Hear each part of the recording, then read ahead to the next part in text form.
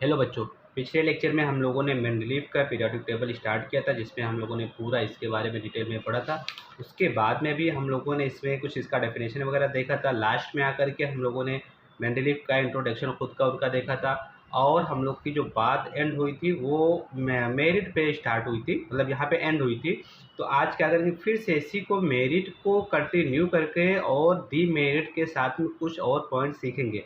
तो सबसे पहले देखते हैं कि merits of Mendeleev periodic table, इनके पीरियोडिक टेबल के क्या क्या मेरिट्स है, क्या क्या एडवांटेजेस थे, ठीक है ना, उसके बारे में। तो स्टार्ट क्या करा कि साइंस इज़ अ प्रोग्रेसिव, मतलब साइंस क्या है, एक प्रोग्रेस करने वाला एक डिपार्टमेंट है, ये जो भी बोल सकते हो आप। तो साइंस में लगातार क्या होता है, कुछ ना कुछ ऐड होता रहता है। There is a freedom in science to revise the old inference by using more advanced means and method of doing experiment, मतलब कि अगर आप नए नए एक्सपेरिमेंट करते हो, नए आइडियाज़ आपके माइंड में आते, तो आप पुराने वाले आइडियाज़ को क्या कर सकते हो, उसमें चेंजिंग कर सकते हो, उसमें सुधार कर सकते हो, ठीक है ना।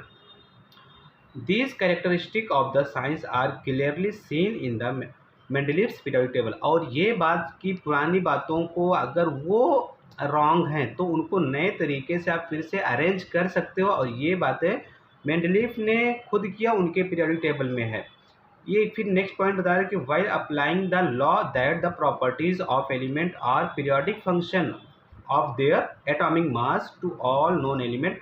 मतलब देखो, पहले क्या कहा गया था कि किसी भी एलिमेंट की जो मेन प्रॉपर्टीज होगी वो किसके बेस पे उन्होंने एटॉमिक मास को माना था, और ये बोला था कि जो ये पीरियोडिक फंक्शन है, पीरियोडिक फंक्शन मीन्स क्या होता है कि अगर वो दोबारा रिपीट होगा, मान लो कि ये है, ये टेबल है, तो अगर ये यहाँ से आप जा रहे हो फिर वापस आओगे, तो वही बोला कि पीरियोडिक फंक्शन है। दोबारा जब उसी टेबल पे आओगे तो कहीं ना कहीं इनकी प्रॉपर्टीज़ आपको सिमिलर देखने को मिलेंगे। मतलब आप यहाँ से जाओगे तो ऐसे इसके नीचे फिर आओगे, दोबारा घूम करके आओगे, ऐसे जाओगे फिर आओगे, तो जो भी एक दूसरे के नीचे आएंगे तो वो क्या होंगे, पीरियोडिक फंक्शन, मतलब सिमिलर होंगे। समझ में आया, ये पॉइंट आपको समझ में आया होगा। अच्छा, Mendeleev arrange the element with a thought that the information available till then was not final but it could be change. यहाँ पे क्या बोल रहा है, देखो कि मेंडलीव ने खुद से ये बात बताया कि भाई देखो, अभी तो मैं टेबल बना दे रहा हूँ, अभी सब कुछ कर दे रहा हूँ, बट ये फाइनल लिस्ट नहीं है। उन्होंने एक आइडिया दिया, उन्होंने एक थॉट दिया, उन्होंने एक अपना जो भी उनके मन में था, उन्होंने उनके नॉलेज के हिसाब से एक टेबल बनाया। उन्होंने खुद कहा, क्या कहा कि उस टाइम तक का, उस टाइम पे 63 एलिमेंट का उन्होंने पूरी जानकारी, तो उस मतलब जो भी थे फाइंड आउट थे, उस अवेलेबल थे। बट अब ये जो थॉट उन्होंने, इनका जो थॉट है, इनका विचार है, उसके हिसाब से that the information available till was not final, अभी ये फाइनल लिस्ट नहीं है, इट कुड भी चेंज, चेंज हो सकता है। As a result of this Mendeleev ने फिर क्या किया, कुछ आइडियाज़ जो भी बताए थे, तो मतलब उन्होंने कहा कि भाई देखो, जैसे जैसे जानकारी मिलेगी उसके अंदर चेंजिंग होगा, क्योंकि साइंस क्या है, प्रोग्रेस कर रहा है डे बाय डे। तो अब उन्होंने इनकी बातों को, खुद की इनकी बातों को अप्लाई करके फिर क्या क्या चेंजिंग किया गया, नए तरीके से क्या उसको पब्लिकली किया गया। तो देखो, सबसे पहले उन्होंने कहा atomic mass of some element were revise, कुछ एलिमेंट के एटॉमिक मास को चेंज किया गया। मतलब स्टडी चलती रही, स्टडी चलती रही, तो जब पता चला नहीं एटॉमिक मास ये है, तो वो अदला बदली हुआ। मतलब उसमें, मतलब ये मान लो कि ग्रुप टेबल बना हुआ है, लेकिन अब मुझे पता चले नहीं ये यहाँ पे होना चाहिए, यहाँ पे बेस्ट रहेगा, मतलब इसको यहाँ यहाँ मतलब कहीं भी चेंज करो। तो जब उनको पता चला तो वही हुआ, उन्होंने कुछ एलिमेंट को एक जगह से दूसरी जगह पे शिफ्ट किया टेबल में, ठीक है, किसके बेस पे, एटॉमिक मास के बेस पे, अभी बात आएगी देखना। So as to give them a proper place, ऐसा करने से अगर जब अदला बदली कर देंगे, उनके चेंजिंग कर देंगे उनके प्लेस का, तो उनको एक प्रॉपर प्लेस मिल जाएगा, ठीक है ना। अच्छा, फॉर एग्जांपल इन्होंने लिया, उन्होंने ये कहा कि जो ये हमारा for example previously determine atomic mass of beryllium, beryllium की बात कर रहा है कि बेरिलियम को स्टडी कर रहे थे, तो उसका एटॉमिक मास कितना आ रहा था, वो आ रहा था 14.09, ठीक है ना। अब क्या हुआ, बाद में स्टडी किया गया तो पता चला नहीं नहीं, इसका 14.09 नहीं है, इसका 9.4 है। अब देखो, साइंस है, मैं यही पे यही लाइन याद रखना, साइंस है तो science day by day grow कर रहा है ना, उसके अंदर स्टडी हो रही है। तो पहले लोगों ने ये स्टडी किया था, बाद में पता चला ये है भाई, तो अब क्या क्या गया, और ये है एटॉमिक मास। तो एटॉमिक मास के बेस पे इन्होंने रखा था, एटॉमिक मास के बेस पे इसमें इन्होंने अरेंज किया था टेबल में। तो पहले कहाँ पे रखा जाता था, क्योंकि पहले के हिसाब से 14.09 है, तो अगर देखेंगे तो यहाँ पे जो मैंने मार्क किया है यहाँ पे आएगा बेरिलियम।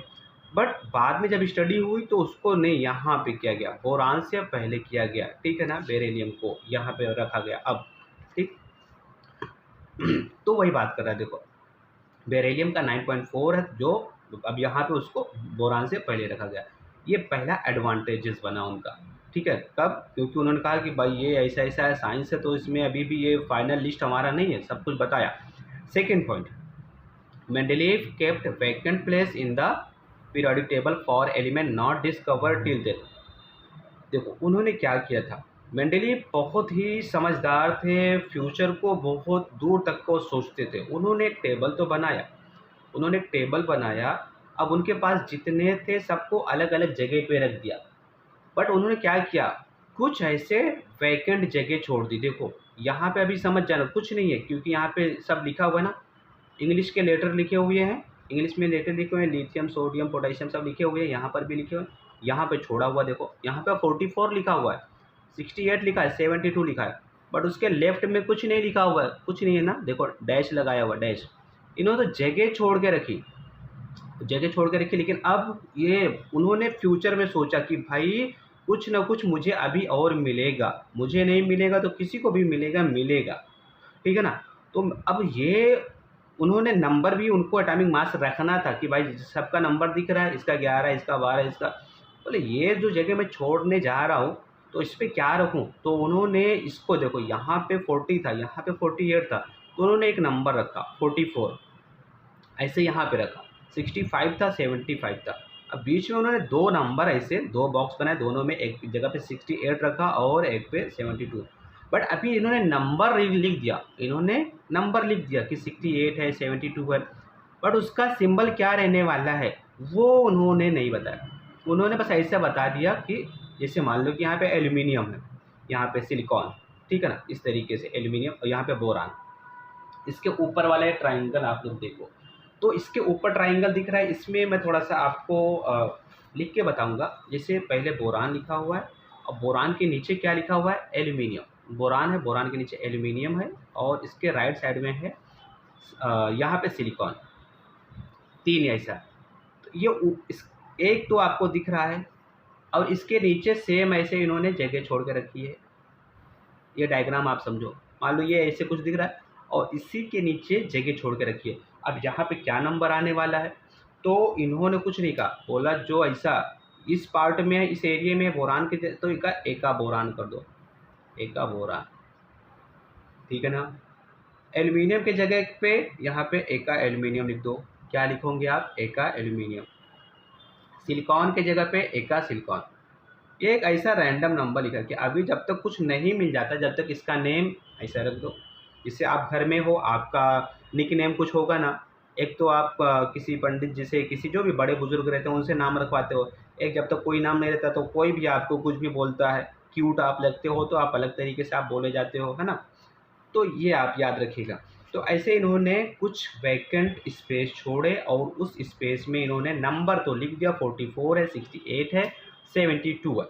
अभी इन्होंने नंबर लिख के छोड़ दिया, बट बोले कि इनका नेम क्या रहने वाला, तो बोले कि ठीक है नेम अभी नहीं मिल रहा है, कुछ क्या करेंगे, मतलब अभी डिस्कवरी नहीं हुई है ये जो है ना, मतलब अभी ये फ्यूचर में डिस्कवर होगा। तो उन्होंने कहा बोरान है तो ठीक है, अभी नहीं डिस्कवर तो नहीं किया हूँ, कोई नया आइटम नहीं मिला है, कोई एलिमेंट नहीं मिला, जब मिलेगा तो रख देंगे।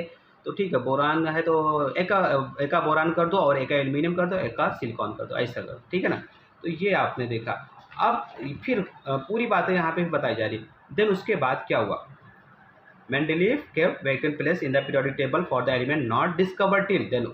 अभी डिस्कवरी नहीं हुई है, बट ऐसे जगह छोड़ के रख दी। चलो भाई, जैसे होता है ना कि हाँ भाई कोई आएगा तो रहने के लिए आप घर में क्या करते हो, एक रूम ज़्यादा बना के रखते हो। क्यों एक रूम ज़्यादा बना के रखते हो, अरे नहीं कोई मेहमान आएगा तो इस रूम में ठहरेगा, है ना, ये सारे कॉन्सेप्ट चलता है। अगर आप गांव में हो, कैसा भी हो, तो एक कॉन्सेप्ट चलता है यार, एक रूम छोड़ के रखो आने जाने वालों के लिए। तो क्योंकि पता है अभी आया नहीं, लेकिन हो सकता है आएगा कभी भी, 2 4 10 दिन में, 1 महीने में कोई आएगा तो इसी रूम में रहेगा, ऐसा। 3 of these unknown element were given name, उनका नाम क्या रखा गया? एका बोरान, एका एल्यूमिनियम और एका silicon. From the non neighbours, वो जो पड़ोस में थे उसके नाम के हिसाब से रखा गया। इसके पड़ोस में कौन है? यह बोरान है, एल्यूमिनियम और सिलिकॉन, तो उसके नेबर्स के बेस पे, पड़ोसी के बेस पे रखा गया। Their atomic mass were indicated as the 44, 68 और 72। ठीक, ये बता दिया। Not only this but their properties were also predicted. उन्होंने कहा भाई अब एक काम करो, ये इतना ही नहीं, उन्होंने कहा कि इस ग्रुप में है तो इसकी प्रॉपर्टी इसी ग्रुप से मिलेगी। अगर वो ये ग्रुप वाला है तो इसकी प्रॉपर्टी इसके हिसाब से मिलेगी, मतलब इसकी बॉइलिंग पॉइंट, इसकी मेल्टिंग पॉइंट, है ना, इसका जो भी रिएक्शन वगैरह है, तो वो भी बता दिया कि नहीं नहीं ये इसी के तरीके से मैच करेगा। अभी आया ही नहीं है, अभी डिस्कवरी ही नहीं हुई, लेकिन बोले कि अगर ऐसा हुआ तो ऐसा होगा, 100% ऐसा, मतलब उनका कॉन्सेप्ट था, तो ऐसा ही हुआ। बाद में क्या हुआ? Later on these element were discover, बाद में डिस्कवरी जब हुई, name as scandium, gallium and germanium, मतलब ये समझ लो कि बाबा थे।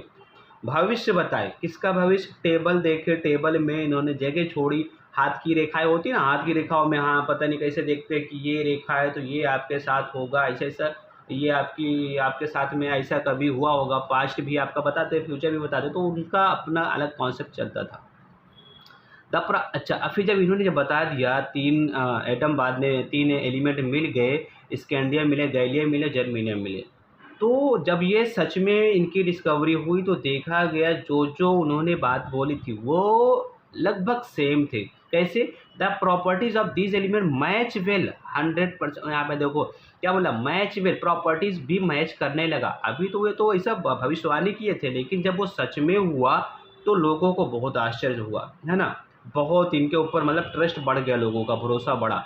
With those predicted by Mendeleev, तो कैसे हुआ देखो, उन्होंने यहाँ पे एक एग्जांपल दिया गया है कि मान लो कि गैलियम उन्होंने बताया था ये, और तो गैलियम के लिए उन्होंने क्या नेम दिया था? उन्होंने कहा था गैलियम का नाम रख दो एका एल्यूमिनियम, क्योंकि गैलियम कहाँ भी है भाई, देखो एल्यूमिनियम है तो एल्यूमिनियम की जगह पे ही गैलियम आ रहा है यहाँ पे, ठीक है ना, बोरान के जगह पे ये है, तो इसका नाम क्या रखा गया था? एल्यूमिनियम के बेस पे रखा गया था, एका एल्यूमिनियम। तो एका एल्यूमिनियम लिखा हुआ है यहाँ पे, लिखा गया है मेंडलीव्स प्रिडिक्शन, मेंडलीव ने इसका ऐसा कर दिया था। बाद में गैलियम सच में पता चल गया कि गैलियम नाम का कोई है, तो अब क्या किया गया? दोनों का प्रॉपर्टीज मैच किया गया। एक तो जो उन्होंने भविष्यवाणी की थी, दूसरा जो सच में स्टडी किया गया, तो देखा गया एटॉमिक मास, इन्होंने भविष्यवाणी की थी 68, कितना बताया था भाई? 68, देखो 68 बताया था, और जब स्टडी किया गया तो 69.7, मतलब थोड़ा सा डिफरेंस, 1 पॉइंट समथिंग का डिफरेंस आ रहा है, मतलब ऑलमोस्ट यहाँ पे लगभग सेम है।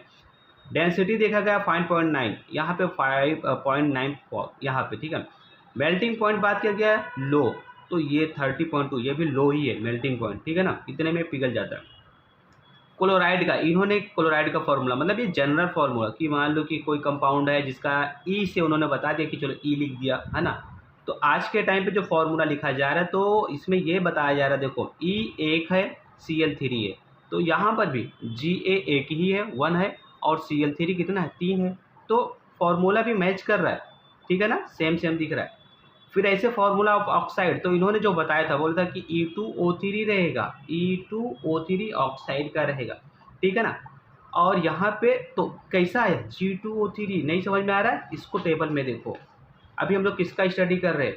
ये 68 का स्टडी कर रहे हैं, तो स्टडी इसका R2O3, मतलब E2O3, R2O3 वही तो लिखा हुआ है यहाँ पे, E2O3, तो फॉर्मूला देखो, ऑक्साइड का फॉर्मूला सेम, आज के टाइम पे लिखोगे तो G2O3, गैलियम का वही बनेगा G2O3, ये भी सेम हो गया। और एक और नेचर ऑफ ऑक्साइड, जो ये ऑक्साइड हैं तो ये एम्फोटेरिक है, इसका मतलब ये कि एसिड की तरीके से भी काम करेंगे, बेस की भी तरीके से काम करेंगे, तो ये बहुत बड़ा एडवांटेजेस था मेंडलीव के पीरियोडिक टेबल का। उनका जो जजमेंट था, उनका जो प्रिडिक्शन था भविष्य को लेकर के, टेबल को लेकर के, वो बिल्कुल सही साबित हुआ।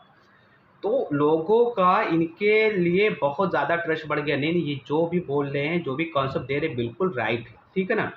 तीसरी बात, अच्छा यहाँ तक की तो हो गई, अब बात करते हैं विदाउट टेबल। टेबल के अलावा इसमें क्या गया, there was no place reserve for the noble gas in the Mendeleev original periodic table, however when noble gases such as helium, neon, argon were discovered toward the end of the 19th century, Mendeleev created zero group without disturbing the original periodic table in which the noble gas were fitted. ये कहना चाह रहे, इन्होंने क्या कहा, देखो पहले कोई भी नोबल गैस नहीं डिस्कवर था, बाद में डिस्कवर हुआ। इन्होंने क्या किया था, देखो इन्होंने हाइड्रोजन तो इधर लिखा पीरियोडिक टेबल में, इधर हाइड्रोजन लिखा, किसके बेस पे, एटॉमिक मास के बेस पे, एम लिख दिया, एटॉमिक मास के बेस पे लिख दिया। उसके बाद में फिर इन्होंने इसके नीचे लिखा लिथियम, किसके बेस पे, एटॉमिक मास के बेस पे। तो क्या हुआ, देखो इनको एक और एटम मिला, मतलब एक इन्होंने जो भी टेबल वगैरह इन्होंने बनाया था, ठीक है ना, बाद में इनको एक और मिलता है, हीलियम मिलता है। अब हीलियम को ये कहाँ पे रखेंगे, ये सवाल आया। तो और इसको क्या करना था, इसको डिस्टर्ब भी नहीं करना था। ये जो आपका पीरियोडिक टेबल है, देखो ध्यान से समझो, इन्होंने हाइड्रोजन को यहाँ पे रखा, लिथियम को यहाँ पे रखा, अब इनको हीलियम मिल गया। और हीलियम का कितना होता है, एटॉमिक मास उसका होता है 4। तो अब बोले कहाँ रख देंगे, यहाँ पे तो 1 है, यहाँ पे 7 है, 4 को कहाँ लेके जाएं भाई। तो इन्होंने 4 वाले के लिए यहाँ पे एटॉमिक मास की बात कर रहा हूँ यहाँ पे, तो एटॉमिक मास जिसका 4 था वो यहाँ पे रखा, अलग से ग्रुप बना दिया, ठीक है ना, अलग से ग्रुप बनाया, तो उसको हीलियम को अलग से साइड में रख दिया, हीलियम। उसके बाद में फिर उनको एक मिला, देखो यहाँ पे बताया गया साफ साफ क्या क्या उनको मिलता है, उनको मिलता है नियॉन भी मिला, नियॉन। अभी उनको क्या मिला, हीलियम। तो हीलियम का उनको पता चला कि भाई 4 है, ठीक है ना, ये यहाँ पे, तो अब हीलियम को कहाँ रखना पड़ेगा। फिर उसके बाद में नियॉन, तो नियॉन का, अब नियॉन को कहाँ रखेंगे, नियॉन का जो मिला वो देखो, नियॉन का लगभग कितना होता है, देख लो यहाँ पे लगभग 20 के आसपास होता है, ठीक है ना, 20 पॉइंट समथिंग लिखा हुआ है। तो नियॉन, अब इसको कहाँ पे रखेंगे, तो कन्फ्यूज़न हुआ। कैसे कन्फ्यूज़न होगा, क्योंकि देखो 19 यहाँ पे है, क्लोरीन यहाँ पे है ना, और ये सोडियम कहाँ पे है, तो यहाँ पे, अब इसका आ रहा है 20 पॉइंट समथिंग। तो अब कहाँ पे रखेंगे, तो उन्होंने कहा कि एक काम करते हैं, ग्रुप बनाओ अलग से। फिर उन्होंने अलग से वाले ग्रुप में रखा, तो हीलियम के नीचे रख दिया नियॉन, ठीक है ना, ऐसे ऑर्गन को भी यहीं पे रखा। तो देखा, ये देखा, देखो इस ग्रुप में ये तो जो टेबल है, टेबल में कोई भी प्रॉब्लम नहीं आ रहा है, और अलग से भी एक ग्रुप बन जा रहा है विदाउट एनी डिस्टर्बेंस। एक अलग से ग्रुप रेडी हो गया। और ये जो उन्होंने अरेंज किया था, इसमें कुछ भी डिस्टर्ब नहीं करना पड़ा। तो ये बहुत बड़ा फैक्टर था इनके ये सक्सेस होने का। तो वही यहाँ पे लिखा हुआ, देयर वाज नो प्लेस, कोई अलग से ग्रुप नहीं उन्होंने छोड़ के रखा था नोबल गैस के लिए, ठीक है ना। उसके बाद में how ever when the noble gas, जैसे नोबल गैस मिला तो उनका एटॉमिक मास देखा गया, तो और उनको रखते चले गए अलग से एक एक ग्रुप में बना करके। तो देखिए कोई भी डिस्टर्बेंस नहीं हो रहा है। यहाँ पे अलग से उन्होंने ज़ीरो ग्रुप बनाया, उसका नाम भी दे दिया ज़ीरो ग्रुप, और वहाँ पे उस पर फिट कर दिया। तो वेल फिटेड, यहाँ पे देखना वेरी फिटेड वेरी वेल, एकदम से वो फिट हो गए। मतलब एक अलग से ग्रुप बनाना पड़ा, एक अलग से वहाँ पे कॉलम बनाना पड़ा, बट कोई भी इसमें डिस्टर्बेंस नहीं करना पड़ा। ये 3 हम लोगों ने क्या देखा, एडवांटेजेस। अब हम देखेंगे डिसएडवांटेजेस, वो देखते क्या है। तो डिसएडवांटेजेस की ये जो बात आ रही, क्यों आ रही है, डिसएडवांटेज आएगा इसके लिए, जब यहाँ पे देखो यूज़ योर ब्रेन। अब आपको हमको खुद से बताना है, क्लोराइड है 2 isotope, chlorine 35 and chlorine 37, the atomic mass are 35 and 37 respectively, their chemical properties are same, where should be place in Mendeleev periodic table, in different place or in the same place. अब ये बहुत बड़ा सवाल था, ये सवाल बहुत बड़ा है। कैसे ये बहुत बड़ा सवाल है, उन्होंने कहा, देखो उन्होंने किसके बेस पे रखा था, मेंडलीफ ने जो रखा वो, मेंडलीफ ने किसके बेस पे रखा, मेंडलीफ ने रखा था एटॉमिक मास के बेस पे। समझो यहाँ पे मेंडलीफ ने एटॉमिक मास के बेस पे रखा। मेंडलीफ ने जो टेबल बनाया था वो किसके बेस पे बनाया था, उन्होंने बनाए थे एटॉमिक मास के बेस पे। ध्यान से समझना, एटॉमिक मास के बेस पे बनाए। तो देखा गया कि जो क्लोरीन है इसके 2 एटॉमिक मास है, एक 35 वाला है और एक जो क्लोराइड है क्लोरीन है वो 37 है। मतलब ये 2 है, ठीक है ना। तो अगर आप इसको, अब खुद से यही सवाल यहाँ पे आ रहा है, अगर आप एटॉमिक मास के बेस पे रखोगे तो इनको तो दो जगह पे रखना पड़ेगा, मतलब एक बॉक्स अलग बनाना पड़ेगा, एक बॉक्स अलग बनाना पड़ेगा, एक 35 के लिए बनाना पड़ेगा, एक 37 के लिए बनाना पड़ेगा। बट जब इनकी प्रॉपर्टीज़ देखा गया, इनकी प्रॉपर्टीज़ तो सेम थी। तो अब प्रॉपर्टीज़ के हिसाब से देखोगे तो एक ही ग्रुप में रखना पड़ेगा, और इनके एटॉमिक मास के बेस पे देखोगे तो दो जगह पे रखना पड़ेगा। वही तो यहाँ पे भाई, अगर आप क्योंकि एक ही ग्रुप में कोई भी एक ग्रुप ले लो तो उनकी प्रॉपर्टीज़ सेम है, तो प्रॉपर्टीज़ के हिसाब से देखोगे तो उनको तो एक ही ग्रुप में आपको रखना है। और अगर आप बोल रहे हो कि नहीं इसको एटॉमिक मास के बेस पे रखेंगे तो उनको अलग अलग रखो फिर, तो इसी में विवाद हुआ, इसी में जो डाउट आया लोगों को यहीं से। तो फिर एक नया अभी जो नया मॉडर्न पीरियोडिक टेबल मिलेगा वो इसी के बेस पे, तो यूजर प्रेस खुद से बोला आप कहाँ पे रखोगे, ठीक है ना इसमें। तो ये डिसएडवांटेजेस बनेगा, अभी अभी ये चीज़ हमारी डिसएडवांटेजेस में कंसीडर होगी। देखते हैं नेक्स्ट पेज पे, देखो demerits of Mendeleev periodic table, the whole number atomic mass of the element cobalt and निकल इज द सेम। अब देखो यहाँ पे होल नंबर की बात कर रहा है। होल नंबर देखो, पहले थोड़ा सा छोटा सा कॉन्सेप्ट दिया गया था। होल नंबर मीन्स कि आपको क्या करना है, पॉइंट में कंसीडर नहीं करना है। मान लो कुछ भी आ रहा है 59 पॉइंट समथिंग आ रहा है, तो ये पॉइंट को कंसीडर नहीं करना है। 59.8, तो ये पॉइंट को कंसीडर नहीं करना है। होल नंबर ये विदाउट पॉइंट वाले को आप कंसीडर कर लो, 59 ही आपको बात करना है, ठीक है ना। 59 को ही आपको बात करना है, ये पॉइंट वाले को कंसीडर, डेसिमल वाले को कंसीडर नहीं करना है। तो यहाँ पे जो बात कर रहा है क्या, होल नंबर ऑफ द, यहाँ पे एलिमेंट बता दिया कोबाल्ट का और निकल का, दोनों का होल नंबर सेम है, ठीक है ना। Therefore there was a ambiguity regarding their sequence in the Mendeleev period. तो अब इसको किस में रखोगे, क्योंकि कहाँ पे रखा गया था, देखो यहाँ पे, अब यहाँ पे कोबाल्ट और निकल दोनों का कितना दिया 59। अब इसको कहाँ पे आपको रखना है भाई, क्योंकि आप किसके बेस पे रख रहे हो, आप रख रहे हो एटॉमिक मास के बेस पे। तो एटॉमिक मास दोनों का सेम है, इसको कौन से ग्रुप में रखोगे, एक ही ग्रुप में रखोगे, कैसे रखोगे, ये थोड़ा सा कन्फ्यूज़न होगा। एम्बिग्यूटी मीन्स होता है कन्फ्यूज़न। दूसरी बात जो अभी हमने बात किया आइसोटोप का, आइसोटोप और discovered long time after the Mendeleev put for the periodic table as isotope has the same chemical properties but different atomic mass. A challenge was posed in placing them in the Mendeleev। तो यहाँ पे एक नया सवाल आएगा भाई कि अब कहाँ पे रखेंगे, तो थोड़ा सा अब अपने आइडियाज़ को यहाँ पे चेंज करना पड़ेगा। वो आएगा तो आगे आएगा। एक्चुअली यहाँ पे अब एटॉमिक मास नहीं चलेगा, एटॉमिक नंबर वाला कॉन्सेप्ट चलेगा, बट यहीं से सवाल आइसोटोप से ही वो चीज़ क्लियर होती है। When element are arranged in an increasing order of atomic mass, atomic mass के बेस पे अगर आप अरेंज कर रहे हो, the rise in the atomic mass does not, यहाँ पे देखो यूनिफॉर्मली नहीं हो रहे हैं। मतलब अगर आप मान लो ये जो मेंडलीव का पीरियोडिक टेबल है, इसमें किसमें भाई देखो किस बेस पे रखा गया है, इनको एटॉमिक मास के बेस पे रखा गया है। तो इनका जो डिफरेंस निकालो, यहाँ पे 9.4 से 11 माइनस करेंगे, अलग आएगा। यहाँ पे 1 का डिफरेंस आ रहा है, यहाँ पे 2 का डिफरेंस आ रहा है, यहाँ पे 4 का डिफरेंस आ रहा है। हाँ आ रहे हैं ना, मतलब यूनिफॉर्म तरीके से नहीं रखा गया है।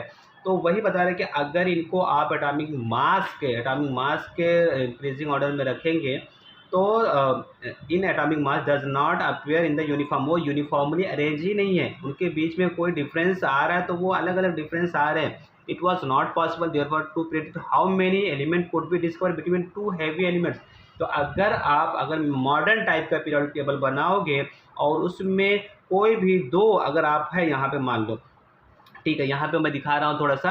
तो मान लो कि इसका जो स्कैंडियम टाइटेनियम वैनेडियम, इसमें वैनेडियम का 50 पॉइंट समथिंग का, इसका ये 51 है, ठीक है ना। तो इसके बीच में चलो ज़्यादा डिफरेंस नहीं है। बट अगर यहाँ पे मैग्नीज की बात करेंगे यहाँ पे, ठीक है ना, Mn की बात करेंगे, Cr और Mn के बीच में लगभग कितने का डिफरेंस है, 3 का डिफरेंस आ रहा है, क्योंकि इसका 51 पॉइंट समथिंग है और इसका 54 है ना। तो अब यहाँ पे 3 का गैप है, यहाँ पे कितने का गैप आया, 3 का। इसका मतलब है कि यहाँ पे तो 3 एटम और भी आ सकते हैं। सवाल आ रहा है ना, क्योंकि भाई अब यहाँ पे 51 के बाद 52 आएगा, 52 के बाद 53 आएगा ना। तो ये भाई कन्फ्यूज़न होगा कि अगर आप इनको ये देखो नीचे जो लिखेंगे वो एटॉमिक मास है। अगर बोला कि इनको एटॉमिक मास के इंक्रीजिंग ऑर्डर में लिखेंगे तो दो एलिमेंट के बीच में अभी कितने और आएंगे ये आपको क्लियर बता ही नहीं पा रहे हो आप। तो ये चीज़ें यहाँ से क्लियर हुई, ठीक है ना। दोनों तरीके से आपको बताया मैंने। फिर क्या हुआ, अब तीसरा, यहाँ पे तीसरा हो गया। चौथा, फोर्थ नंबर का, पोजीशन ऑफ हाइड्रोजन। हाइड्रोजन को कहाँ पे रखना है, क्योंकि हाइड्रोजन एक ऐसा एलिमेंट है जो दो तरीके से प्रॉपर्टी शो कर रहा है। Hydrogen show similarly with the hydrogen group. For example the molecular formula of hydrogen is H2। देखो जो हाइड्रोजन वाले ग्रुप होते हैं उनका जो फॉर्मूला होता है Cl2, जैसे क्लोरीन का दिखाया गया, फ्लोरीन का दिखाया गया है। तो इनको किस में रखा गया है, इनको दो तरीके से, दोनों की तरीके से इनका मैच हो रहा है। इनका कहाँ से मैच हो रहा है, यहाँ पे देखो हाइड्रोजन वाले की बात कर रहा है, हाइड्रोजन वाले की बात कर रहा है। तो हाइड्रोजन, ये हाइड्रोजन है, हाइड्रोजन यहाँ से भी इसके साथ भी मैच कर रहे हैं, है ना। हाइड्रोजन इसके साथ भी मैच कर रहा है, फ्लोरीन के साथ भी, क्लोरीन के साथ में, और इसके साथ में भी मैच कर रहा है, यहाँ भी मैच कर रहा है। तो ये हाइड्रोजन का प्लेस करना बहुत बड़ा प्रॉब्लम रहा, और आज भी है। आज भी ये क्या है, हाइड्रोजन क्या है, एक गैस है, और गैस है, और इसको कहाँ पे रखा गया, ये मेटल वाले हैं भाई, ये मेटल है, अल्कली मेटल है, ठीक है ना। ये अल्कली मेटल है और ये अल्कली अर्थ मेटल। तो अल्कली मेटल के साथ में रखा गया, और है क्या, ये एक हाइड्रोजन गैस है। तो ये भी आज भी प्रॉब्लम बनी हुई है। Hydrogen shows the similarity with the hydrogen. For example यहाँ पे दिया गया मॉलिक्यूलर फार्मूला इस कितना है, H2, while the molecular formula of fluorine and chlorine का भी दिया गया। In the same way, there is a similarity in the chemical properties of hydrogen with the alkali metal। बताया ना, फर्स्ट ग्रुप से ये मैच कर रहा है। There is similarities in the molecular formula of the compound। तो यहाँ पे देखो इसके साथ में भी, इनके साथ में ये मैच कर रहा है, सोडियम के साथ में, पोटेशियम के साथ में, ठीक है ना। Form with the chlorine and oxygen. On the considering the above properties, it cannot be decided whether the correct position of hydrogen in the group of alkali metals first group या फिर इसको 17 group में रखना है। यहाँ पे table दिया गया है कि हाइड्रोजन HCl भी बनाता है, तो हाइड्रोजन H2 भी, मतलब हाइड्रोजन किसके तरीके से, इसके सोडियम के तरीके से काम कर रहा है। देखो जिससे NaCl HCl, Na2O H2O, Na2S यहाँ पे, ठीक है ना। तो ऐसे यहाँ पर भी ये समझ में आ रहा है कैसे, देखो क्लोरीन के साथ जैसा क्लोरीन बिहेव कर रहा है वैसा, Cl2 H2, NaCl NaH, CCl4 CH4। तो हाइड्रोजन दोनों तरीके से बिहेव कर रहा है। तो हाइड्रोजन का यही पोजीशन आज तक का क्लियर नहीं हुआ, ठीक है ना। बाकी की चीज़ें क्लियर होगी। अब यहाँ पे कुछ एक्सरसाइज है, ब्रेन को कैसा करना है। यहाँ पे क्या बोला है, right the molecular formula of oxide for the following element by referring the Mendeleev periodic table. Mendeleev की पीरियोडिक टेबल आपको यहाँ पे रेफर करना है। मेंडलीव की पीरियोडिक टेबल कौन सी है, ये वाली, ठीक है ना। तो मेंडलीव की पीरियोडिक टेबल से आपको कुछ एलिमेंट के फॉर्मूला लिखना है। कौन से फॉर्मूला लिखने हैं, इनके देख लो, ऑक्साइड के, मतलब ऑक्साइड के साथ फॉर्मूला लिखना है। तो अब देखते हैं, देखो सोडियम कहाँ पे आ रहा है, सोडियम आ रहा है यहाँ पे, फर्स्ट ग्रुप में आ रहा है सोडियम, और इसका जो ऑक्साइड का फॉर्मूला है वो क्या है, R2O। अब सोडियम के लिए लिखो भाई, क्योंकि यहाँ पे एग्जाम्पल जो हमारा क्वेश्चन दिया हो किसका दिया है, सोडियम का दिया हुआ है। तो यहाँ पे क्या हो जाएगा, Na2O, ये किसका बन गया, सोडियम का बन गया। दूसरा देखते हैं, दूसरा इसमें क्या दिया हुआ है, सिलिकॉन का दिया हुआ है, सिलिकॉन Si का दिया हुआ है। अब Si इसमें कहाँ मिलेगा, Si ढूंढो भाई। तो Si के लिए सबसे पहले देखते हैं, Si यहाँ पे है, ठीक है ना। यहाँ पे Si आपको दिख रहा है, और Si का जो फॉर्मूला होता है RO2, ठीक है ना। तो RO2 होता है, तो क्या बन जाएगा, SiO2। क्या बनेगा, देखो यहाँ पे अभी स्क्रीन पे आ रहा है, SiO2 बन जाएगा। ये आप याद रखिएगा, सिंपल है, एकदम से सिंपल है। पहले मैं एक काम करता हूँ, पहले सारे लिख लेता हूँ क्योंकि बार बार वो कट जा रहा है। तो कैल्शियम का भी देख लेता हूँ, कैल्शियम सारे पहले यहाँ पे लिख लेता हूँ मैं। क्या Si लिख लिया, उसके बाद जो दिया हुआ है कैल्शियम दिया हुआ है ना, कैल्शियम दिया हुआ है। कैल्शियम के अलावा जो दिया हुआ है, कार्बन दिया हुआ है, और Rb दिया हुआ है, रुबीडियम दिया हुआ है ना, रुबीडियम दिया है, P दिया हुआ है, फास्फोरस दिया हुआ है, Ba दिया हुआ है ना, और Cl दिया हुआ है, इसके अलावा Sn दिया हुआ है। ये कुछ दिए हुए हैं। अब इनका ऑक्साइड का फॉर्मूला लिख देता हूँ, किसका यूज़ करके, मेंडलीव का पीरियोडिक टेबल यूज़ करके। तो कैल्शियम कौन से ग्रुप में आएगा कैल्शियम के लिए, देखो कैल्शियम का आ रहा है RO, RO आ रहा है ना, यहाँ पे कैल्शियम है तो क्या हो जाएगा यहाँ पे कैल्शियम का लिख दो तो RO मतलब CO बनेगा, ठीक है ना, ऑक्साइड ही लिखना है यहाँ पे। अब कार्बन का लिखना है, कार्बन कितना आ रहा है, कार्बन के लिए RO2 लिखना है तो RO2 मतलब CO2, ये कार्बन डाइऑक्साइड होता है आपको पता है। अच्छा ये नीचे ही लिखना है आपको, मॉडर्न तरीके से लिखना है, यूज़ करना है मेंडलीव की पीरियोडिक टेबल पर, लिखना है मॉडर्न तरीके से। आरबी देखो कहाँ पे मिलेगा भाई, आरबी का देखो यहाँ पे फर्स्ट ग्रुप में है, फर्स्ट ग्रुप में आरबी आ रहा है तो ये क्या होगा R2O है तो लिख दो RB2O, ठीक है ना, वैसे लिखना है। फिर पी लिखना है फॉस्फोरस, फॉस्फोरस किसमें है यहाँ पे तो R2O5, तो दैट मीन्स क्या होगा P2O5 हो जाएगा, ठीक है ना। फिर Ba आ रहा है, Ba बेरियम, यहाँ पे बेरियम, तो अब देख लेते हैं बेरियम किधर आएगा भाई, देखो इसमें किधर आपको दिख रहा है Ba, यहाँ पे वह ये आ रहा है सेकंड कॉलम में, तो सेकंड कॉलम में आ रहा है RO आएगा तो RO आएगा मतलब BaO आएगा। ऐसे Cl आ रहा है तो Cl किधर आएगा आपको, देखो Cl के लिए R2O7 तो Cl2O7 ये हो जाएगा ऐसे। और आपको क्या लिखना है Sn लिखना है, Sn का आ रहा है 118 क्या आ रहा है RO2 आ रहा है RO2 तो लिख दो RO2 मीन्स कि SnO2, ठीक है ना। ये पूरा हम लोगों ने ऑक्साइड का फॉर्मूला लिखा है। सेम टू सेम ऐसे एक प्रैक्टिस और आपसे करवाएगा। अभी इसमें क्या बोल रहा है करने को, आपको मॉलिक्यूलर फॉर्मूला सेकंड प्रैक्टिस कर रहा है। यहाँ पे आपको लिखना है हाइड्रोजन बाय रिफरिंग द, अब यहाँ पे आपको हाइड्रोजन सबके साथ में हाइड्रोजन लगाना है, ठीक है ना।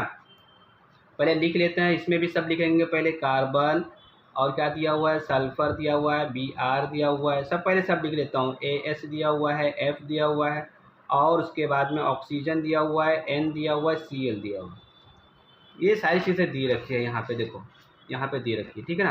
तो इसको मैंने लिख लिया। अब इन सब का क्या लिखना है, हाइड्रोजन के साथ में करना है, किसका यूज़ करके मेंडलीव का पीरियोडिक टेबल, पुराना पीरियोडिक टेबल यूज़ करके हमको लिखना है। तो सबसे पहले क्या दिया हुआ कार्बन, कार्बन के लिए देखो कार्बन के लिए हाइड्रोजन का दिया RH4 दिया हुआ है, इसका मतलब कि CH4, ठीक है ना। सल्फर का दिया हुआ सल्फर S, अब S का देख लेते हैं, सल्फर का केस में दिया है RH2 दिया हुआ है, क्या दिया हुआ है RH2 तो यहाँ पे SH2 हो जाएगा।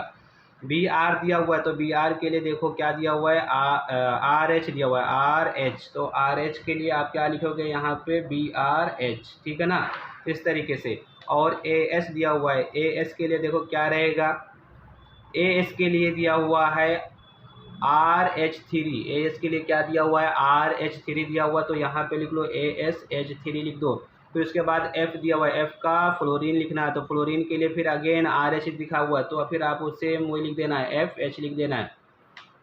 O लिखा हुआ है तो O यहाँ पे ऑक्सीजन के लिए क्या आएगा RH2 तो OH2, ये क्या है वैसे देखा जाए तो ये H2O पानी है, ठीक है ना। ऐसा ऐसे फिर यहाँ पे N दिया हुआ, नाइट्रोजन के लिए क्या दिया हुआ भाई RH3 तो NH3 ये अमोनिया बन गया देखो। उसके बाद में क्या दिया हुआ Cl दिया और Cl के लिए RH लिख दो तो RH लिख देंगे तो मतलब कि ClH लिख देंगे, वैसे ये HCl लिखा हुआ है, ठीक है ना। तो ये एक्सरसाइज आपको दिया हुआ था, इसको मैंने आपको प्रैक्टिस करवा दिया। और उसके बाद में देखो ये यूज़ और ब्रेन हो गया आपका, प्रैक्टिस हो गया, देखो कैसे लिखना है, कैसे क्या यूज़ करना है मेंडलीव का पीरियोडिक टेबल। अब ये आज तक का आज की वीडियो इसी पे हम लोग स्टॉप करते हैं। अगला जो होगा मॉडर्न पीरियोडिक लॉ। तो ये वीडियो कैसी लगी आप इसको, अगर आपको वीडियो पसंद आई हो तो please like share subscribe and support my channel. Thanks for watching.